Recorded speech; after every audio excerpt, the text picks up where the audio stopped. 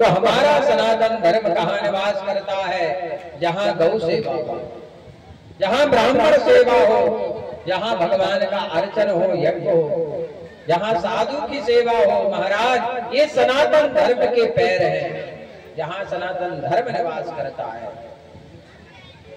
और चारों जड़ को उसने तोड़ा हिरण्यकश्यप ने। इधर देवराज इंद्र ने देखा, जब ये तप करने के लिए गया था तो इसके 4 पुत्रों को मार डाला था देवराज इंद्र ने। कयाधु का हरण करके ले गया देवराज इंद्र, और नारद जी के कहने पर कयाधु को छोड़ा। और कयाधु के गर्भ से प्रहलाद महाराज का जन्म होता है। बोले प्रहलाद महाराज जय हो। हिरण्यकश्यप को जैसे पता चला कि मेरे पुत्रों को मारा है देवराज इंद्र ने, अमरावती पर चढ़ाई कर दी और स्वयं राजा बन गया। देवराज इंद्र डर के मारे भाग गए। अपने बेटे को घर लेकर आए और हिरण्यकश्यप ने अपने बेटे से कहा, बेटे देखो ये नारायण है और इन्होंने तुम्हारे चाचा का वध किया है, ये तुम्हारे शत्रु हैं, तुम इनका नाम मत लिया करो। पर प्रहलाद महाराज को बचपन में ही कृष्ण ग्रहित, कृष्ण नाम का ग्रह लग गया, भगवान का नाम लेने का। नारायण नारायण नारायण कहते हैं।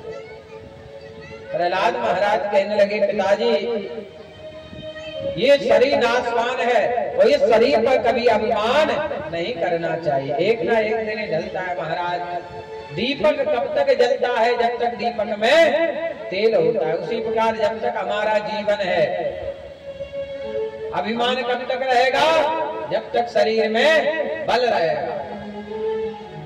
वो खट गया पे पहुंच गए तो घर का बेटा नहीं सुन रहा है, मोहल्ले के तो सुनेंगे नहीं। सारा अभिमान चकना दूर हो जाता है, पर कोई पूछने नहीं आता है। महाराज तो भगवान ही याद आते हैं खट गया पे। तो प्रहलाद महाराज कहते, पिताजी भगवान की भक्ति है नवदा, श्रवणम कीर्तनम विष्णु स्मरणम पाद सेवनम अर्चनम वंदनम दास्यम शक्य में आत्मनिवेदनम। पिताजी भगवान की कथा श्रवण करो, भगवान का कीर्तन करो। आजकल महाराज भक्ति क्यों नहीं आ रही है लोगों को? क्योंकि आज के समय में जो सॉन्ग सुने जा रहे हैं भगवान के भजन, उनमें वो शक्ति नहीं है जगाने की। अब गाना चल रहे, अरे रे मेरी जान है राधा, बताओ अब इसमें भक्ति जगेगी क्या?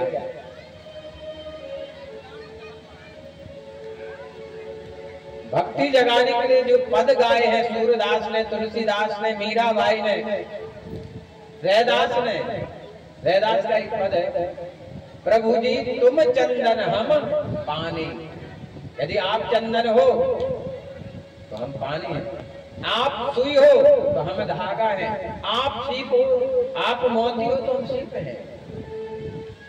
इतने भाव प्रकट मीराबाई के। लागे रे मोहि वृंदावन, घर घर तुलसी ठाकुर सेवा, दर्शन गोविंद जी को, आली रे मोहि लागे वृंदावन। इनमें तो भाव जग सकता कौन कोई जगह। तो बोले भगवान की कीर्तन करो, भगवान का दर्शन करो, एक दिन भी बिना भगवान के दर्शन के ना निकले। प्रयास करो कि हमें रोज मंदिर जाना चाहिए। वो आज हम देखते महाराज तो मंदिर में कोई झालर बजाने वाला नहीं है।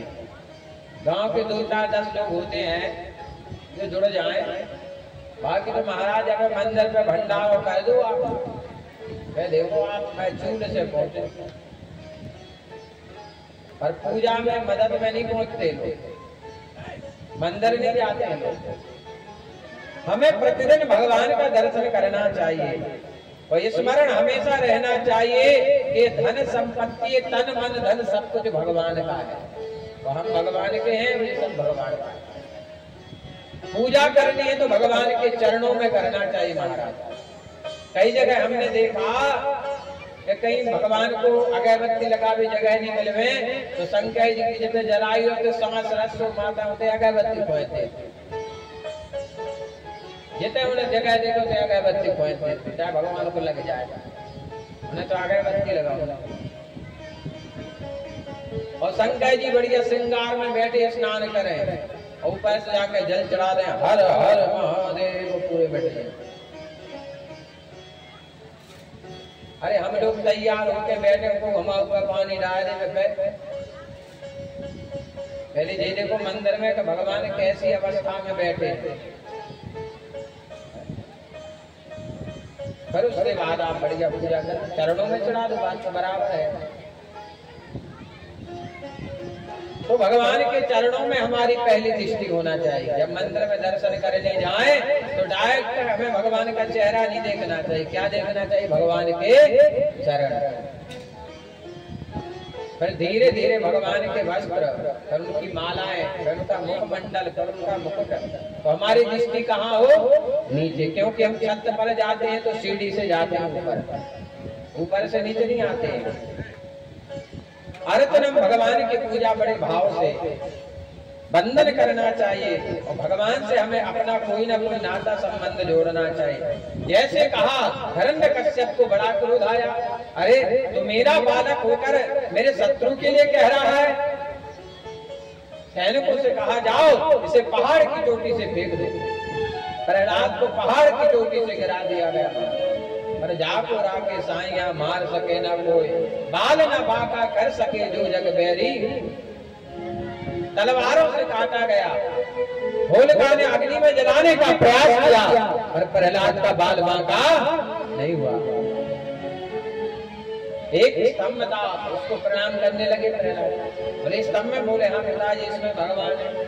आग लगा दी, स्तंभ लाल हो गया, पर प्रहलाद जी ने क्या देखा कि उस पर चींटी चल रही है।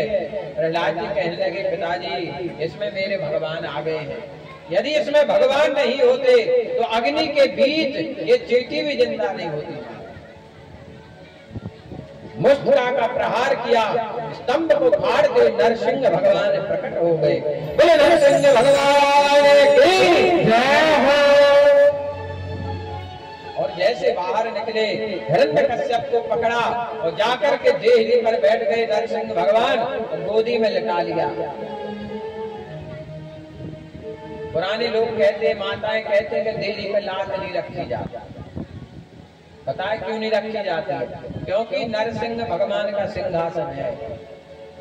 तो आज के समय में तो देहली बंद ही होगी बराबर। अब मकानन में देहली बनाई नहीं जा रही है, अब तो सीधे बिल्कुल बन रही है। द्वार पूजा होती, कितना बड़ा भी यज्ञ हो महाराज, नया मकान बनता है तो क्या कहा जाता है, गृह प्रवेश। तो पहले द्वार पूजा होती है। द्वार पूजा मतलब नरसिंह भगवान की पूजा, हर प्रवेश घर में होता है, फिर भी लोगों की समझ में नहीं आता। देहरी पर बैठ गए, हिरण्यकश्यप कहने लगा तुम मुझे नहीं मार सकते हो, मुझे ब्रह्मा का वरदान है। बोले कैसा वरदान है? कहा मुझे कोई घर के अंदर बाहर नहीं मार सकता है। भगवान ने कहा ना तो तुम घर के अंदर हो ना बाहर हो, तुम देहरी पर हो। वो देहरी ना घर के अंदर आती हो ना। अब इसने कहा मुझे कोई धरती पर ही मार सकता, आकाश में नहीं मार सकता। भगवान ने कहा ना तुम धरती पे हो ना आकाश में, मेरी गोदी में हो। बोले देवी वरदान चला गया। अब ये कहने लगा मुझे कोई जीव जंतु नहीं मार सकता है, पशु नहीं मार सकता है, मानव नहीं मार सकता है। तो भगवान ने कहा ना तो मैं पशु हूँ ना मानव, आधा शरीर पशु का है आधा मानव का। बोले देवी वरदान चला गया। अरे कहने लगा मुझे कोई 12 महीने में नहीं मार सकता है। तो भगवान ने कहा मैंने तुम्हारे स्पेशल महीना बनाया पुरुषोत्तम मास, तो 12 महीने से एक्स्ट्रा में होता है। अब इसने कहा क्या बचा? अरे बोला मुझे कोई अस्त्र शस्त्र से नहीं मार सकता है। तो भगवान ने कहा जरूरत नहीं है शस्त्र के, नाखून इतने बड़े बड़े इन्हीं से फाड़ेंगे तुम्हारे पे। बोले देवी चला। अब कहने लगा कि ब्रह्मा जी ने जिस चीज को बनाया हो वो मुझे नहीं मार सकता है। तो भगवान ने कहा मैं ब्रह्मा को बनाता हूँ, ब्रह्मा मुझे नहीं बनाता है। और भगवान ने हाथों को फाड़ डाला और राम नाम सत्य कर दिया। बोले नरसिंह भगवान की जय हो। प्रहलाद महाराज को गोदी में बैठाया, जीवा से चाटने लगे। सूर्य ने कि फिरे गणमागत पे पद सूर कहा, ताल मजीरा बजाती फिर मीरा मतवार सिताए कहा। श्री राम कथा ने लिखी हर तुलसी जैसी मर्याद कहा। नरसिंह बसे प्रति खंभन में हर कारण को प्रहलाद। भगवान की। प्रहलाद ने कहा भगवान आप सबको कुछ ना कुछ देते हो, मुझे भी कुछ दे दो। भगवान ने कहा क्या चाहिए प्रहलाद तुम्हें? कहा बस इतनी कृपा करना भगवान, मुझे कुछ नहीं चाहिए, मेरे पिता को नरक नहीं भोगना पड़े। भगवान ने कहा भक्त प्रहलाद तुम जैसे भक्त जिस कुल में जन्म लेते उस कुल की 21 पीढ़ी तर जाती है। भगवान की आशीर्वाद दिया। इस प्रकार सुखदेव महाराज ने प्रहलाद चरित्र सुनाया। अष्टम स्कंद में गजेंद्र मोक्ष कथा का वर्णन किया गया है और आगे समुद्र मंथन की कथा का वर्णन किया। देवासुर देव और दानव का युद्ध चल रहा था महाराज। एक बार देवराज इंद्र ने गुरु बृहस्पति का अनादर कर दिया था। जब गुरु को सम्मान ना मिले तो गुरु को उस घर में जाना नहीं। अब जैसे जो हमारे शिष्य हैं हम गांव वान से कहेंगे जी हमारी दीक्षाल है, वो भी हमें चीने ही नहीं, आओ नहीं, आदर नहीं, नैनन नहीं सने, और तुलसी तहा ना जाइए कंचन बरसे। गुरु बृहस्पति जब आए तो देवराज ने सिंहासन पर बैठे, उठकर खड़े नहीं हुए। वो क्या बोले आओ गुरु जी बैठो। आज के समय में उससे ऐसे हो गए वे बराबरी पे बैठ जाए। ध्यान देना कभी भी माता पिता की बराबरी पर, भगवान की बराबरी पर और गुरु की बराबरी पर नहीं बैठना चाहिए। बृहस्पति ने देखा ये तो उठकर खड़े नहीं हुए, वापस लौट के चले आए, क्योंकि ब्राह्मण भूखा है सम्मान का। और जब गुरु बृहस्पति ने त्याग कर दिया, अब देवराज इंद्र परेशान हो गए और दानवों पर शुक्राचार्य महाराज की कृपा थी, तो वो शक्तिशाली थे, उन्हें महामृत्युंजय मंत्र सिद्ध किया था। तो जैसे मृत्यु होती थी तो गुरु शुक्राचार्य राक्षसों को जिंदा कर देते थे। अब देवता परेशान होने लगे, भगवान के पास गए तो भगवान ने कहा एक काम करो, तुम चाहते हो कि तुम्हारी मृत्यु ना हो, तो बोले अमृत पी लो। बोले अमृत कैसे मिलेगा? बोले समुद्र मंथन करना पड़ेगा। बोले हाँ। बोले समुद्र मंथन होगा कैसे? अकेली थोड़ी होगा। बोले दानवों के साथ मिलकर के समुद्र मंथन कर लो, उसमें जो अमृत निकलेगा उसे तुम पी लेना। देवताओं ने कहा धन्य है भगवान, वही राक्षस हमारे शत्रु हैं, वो आप हमें उन्हीं के पास भेजना चाहते हैं। भगवान ने कहा तुम जब उससे संधि करने जाओ मित्रता, तो अस्त्र और शस्त्र लेकर नहीं जाना, खाली हाथ जाना। राजा बलि के पास सारे देवता पहुंचे, कहा महाराज हम आपसे मित्रता करना चाहते हैं। राजा बलि ने कहा तुमसे मित्रता करना मतलब सांप और चूहे की दोस्ती। सांप, एक सांप पिटारी में बंद था, अब वो तो निकल नहीं सकता है। अब चूहा निकला तो सांप ने देखा कि चूहा ही बचा सकता है, बोले मौसा जी राम राम। अरे मौसा जी, अब चूहा ने कहा ये तो हमें मौसा जी कह रहा है। तो चूहा बोले क्या बात है? बोले मौसा जी आप कितने सुंदर हो। अच्छा, हर आदमी को अपनी तारीफ बहुत अच्छी लगे, जैसे तू दबे वाह दादाजी आप कितने अच्छे हो, पूरे नाम है आपका, वाह कितने अच्छे बेटा है तेरे को, सब भगवान की कृपा है। पर माला प्रशंसा प्रणाम बड़ी खतरनाक होती है, हानिकारक। तो चूहे की जब तारीफ हुई तो चूहा मुंह से ऊपर गिने चुने 6 तो मारना तो उनके मुंह से न तो। बोले क्या बात है? बोले आप बहुत सुंदर हो पर हम देख नहीं पा रहे आपको, तनैया काट दो। अब उन्हें तुरंत काट दी पिटारी। अब सर पे अंदर था, बोले मौसा जी अंदर आ जा तुम्हारे पांव पल्ले में। और जैसे चूहा अंदर गया और सांप ने उसको खा लिया। बोले मौसा जी 4 दिन से भूखे हैं।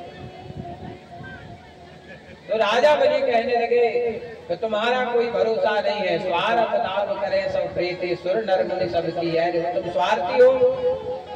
देवताओं ने कहा हम तुम्हारे साथ छलनी करेंगे और जो भी रत्न निकलेंगे आधा आधा बांट लेंगे।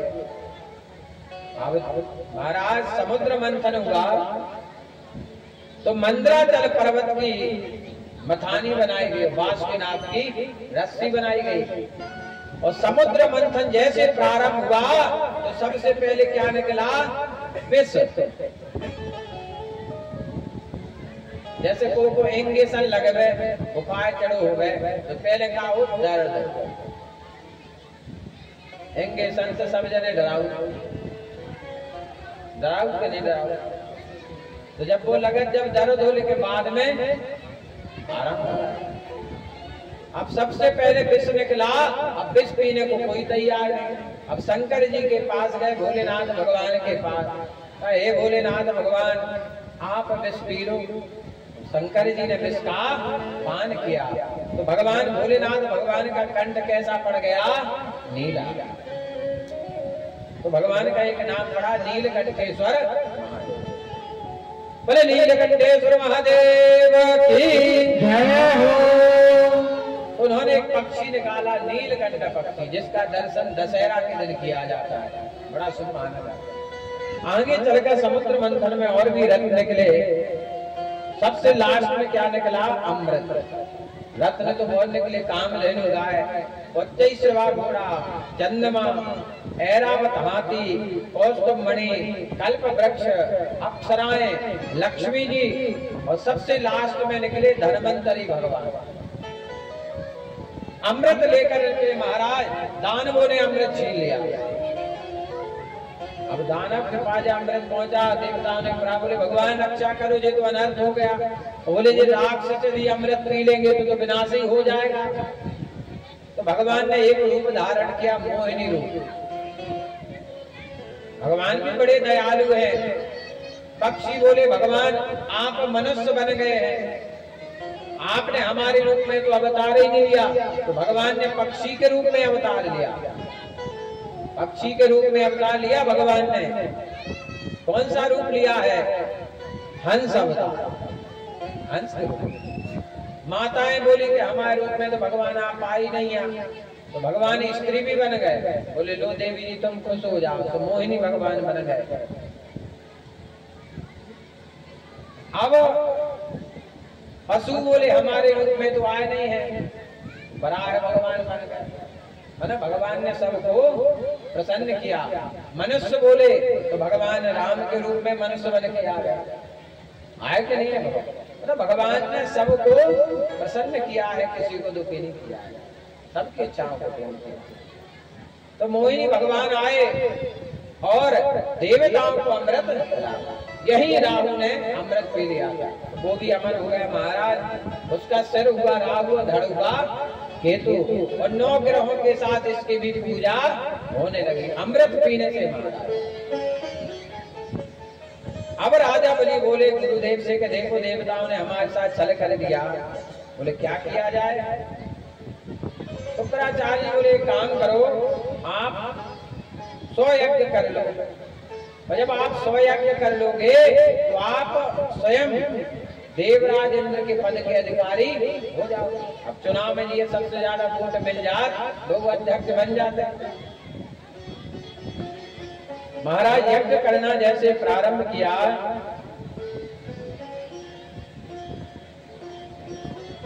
तो 99 यज्ञ जब पूर्ण कर लिए राजा बलि ने, 100वां यज्ञ करने के लिए जा रहे थे, तो देवता घबराने लगे। बोले जे यज्ञ यदि पूर्ण हो गया तो राजा बलि देवराज इंद्र बन जाएंगे।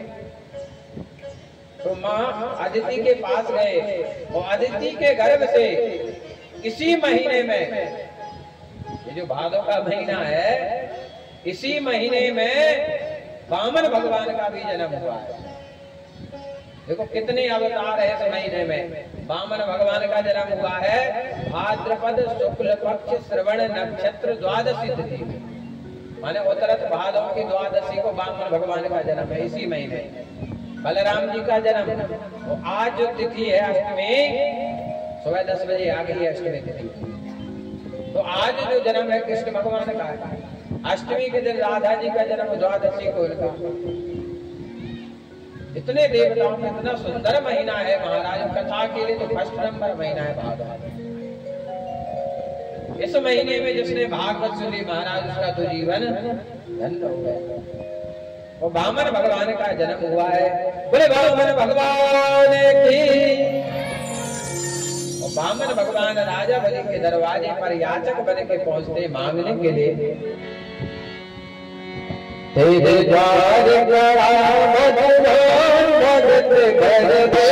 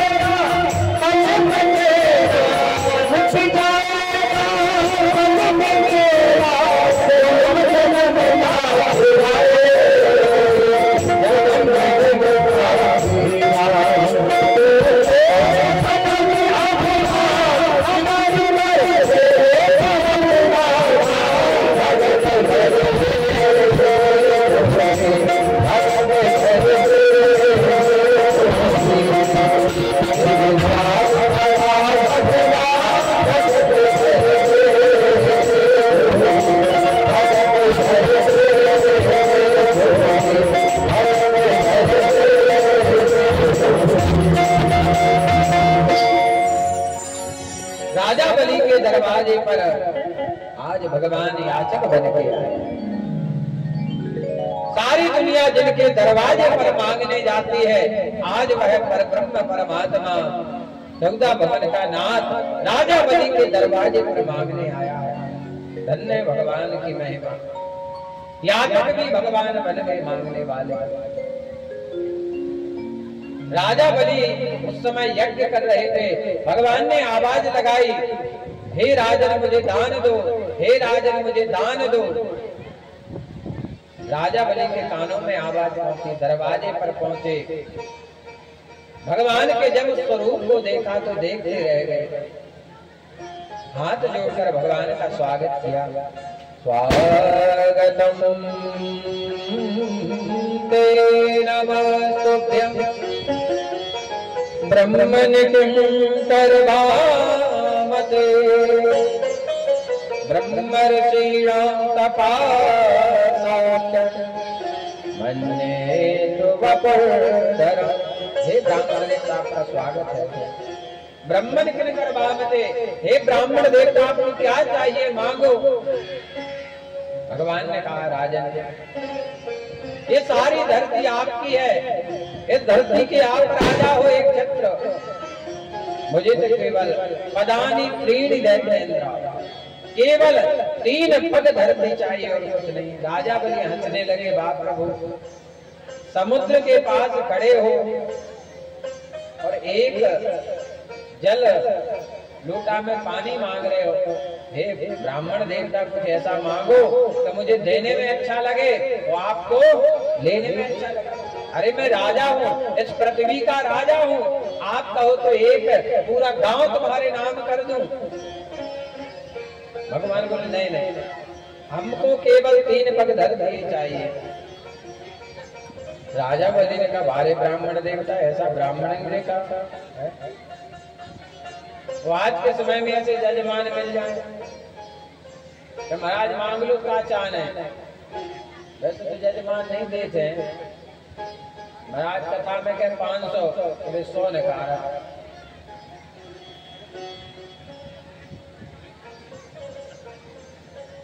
और राजा बलि बोले, महाराज कुछ मांग लो। अच्छा,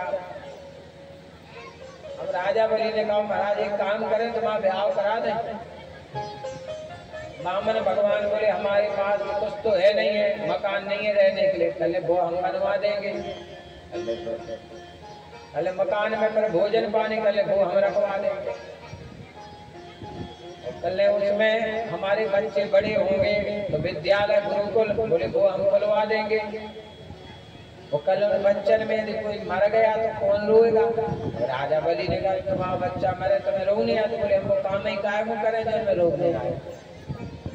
बोले हमें शादी नहीं करना। राजा बलि ने कहा, अरे ब्राह्मण देवता। बोले ठीक है, तो ब्राह्मण देवता 3 पग धरती ले लो। उसी समय शुक्राचार्य जी आ जाते हैं। बोले राजन ठहर जाइए, रुक जाइए महाराज। राजा बलि का, गुरुदेव क्यों। बोले मेरी बात सुनिए। बोले ये विष्णु है, ऐसे पैरतनो साक्षात भगवान विष्णु रखया। ये साक्षात भगवान विष्णु है और इनका जन्म कहाँ हुआ है। कश्यपाद देव जातो देवानाम कार साधका। कश्यप अदिति के यहाँ पुत्र रूप में आए हैं और देवताओं का कार्य सिद्ध करना चाहते हैं, आपको छल करने के लिए। राजा बलि ने कहा, गुरुदेव आप भी कहते हैं जितने यज्ञ किए जाए, दान किए जाए, पाठ किए जाते, भगवान के लिए किए जाते हैं।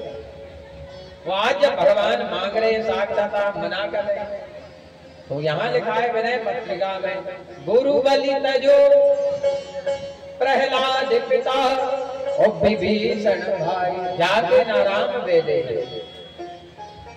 विभीषण ने भाई का त्याग किया, प्रहलाद ने पिता का त्याग किया और राजा बलि ने गुरु का। संकल्प हुआ, हाथ में जल लेने के लिए शुक्राचार्य जी चोटी में बैठ गए। गुरु जी प्रयास तो करते ही हैं कि शिष्य का कुछ ना बिगड़े। भगवान ने कुशा निकाला, बोले दान कर रहे बलि हैं, उन्हें टेंशन हो रही। कुशा डाला, शुक्राचार्य की एक आंख फूट गई। बोले बहुत विघ्न कर रहे हो आप, हम भेद खोल रहे थे, अब तो मैं यहाँ हूँ। अब भगवान जानते थे कि जब तक इनके ऊपर गुरु की कृपा है तब तक हम भी कुछ नहीं बिगाड़ पाए। शुक्राचार्य की जब आंख टूट गई तो उन्हें श्राप दे दिया कि जाओ राजा बलि, मैं तुम्हें श्राप देता हूँ, तुम श्रीहीन हो जाओ। जब श्राप मिला, भगवान को अवसर मिल गया, 3 पग धरती का संकल्प किया, भगवान में विराट रूप बढ़ाया। पहले चरण में आकाश के लोगों को नापा, दूसरे चरण में नीचे के लोगों में, तीसरा चरण बचा। बोले राजा बलि 3 पग धरती का दान किया था आपने, अभी 2 हुए, और तीसरा दान नहीं करोगे तो तुम्हें श्राप मिल जाएगा और तुम्हारा सारा दान व्यर्थ चला जाएगा। राजा बलि ने कहा एक बात बताओ भगवान, कि धन बड़ा होता है कि धन का मालिक? बोले मालिक। बोले तो भगवान अपना चरण में हमारे सिर पे रख, और सिर पे रखा और रसातल को राजा बलि चले गए। बोले गोविंद भगवान की। भगवान प्रसन्न हो गए राजा बलि से। हे राजा बलि, मांगो तुम्हें क्या चाहिए, आज तुम जो मांगोगे वो तुम्हें मिलेगा।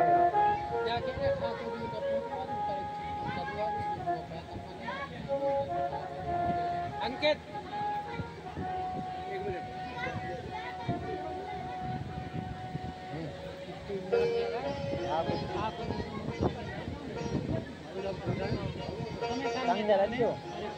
तो जो भाग में बीच में खिसका दीजिए ना तो सही रहेगा।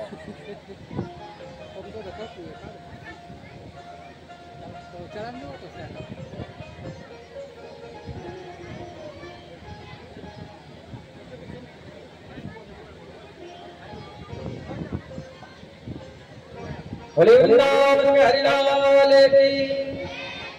और राजा बलि रसातल के लिए चले गए और भगवान वरदान देकर आए कि हे राजा बलि, तीनों देवता तुम्हारी पहरेदारी करेंगे। तो ब्रह्मा विष्णु महेश आज भी राजा बलि के दरवाजे में पहरेदारी करते हैं, और राजा बलि अपने दान से अमर हो गए। नवम स्कंद में भगवान राम जी के जन्म की कथा का वर्णन किया जाता है। सूर्यवंश कहां से प्रकट हुआ है? ब्रह्मा के पुत्र मरीचि, मरीचि के कश्यप, कश्यप के विवस्वान, और विवस्वान का एक नाम था सूर, जिससे इस वंश का नाम पड़ा सूर्यवंश। इसी वंश में इक्ष्वाकु, नृग, सरयाति, दृष्ट, धृष्ट, करश, नरस्यन्त, प्रसग्न, नवग, कवि, वशिष्ठ, और ये वंश आगे बढ़ा।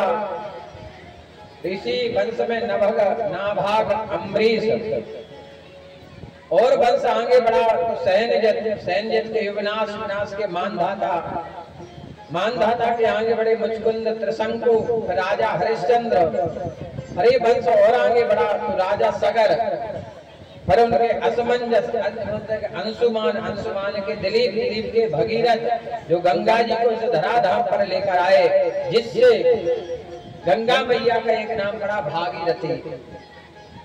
ये वंश और आगे बढ़ा तो खड़वांग, खड़वांगे के दीर्घ बाहु, और दीर्घ बाहु के हुए राजा रघु, जिससे इस वंश का नाम पड़ा रघुवंश।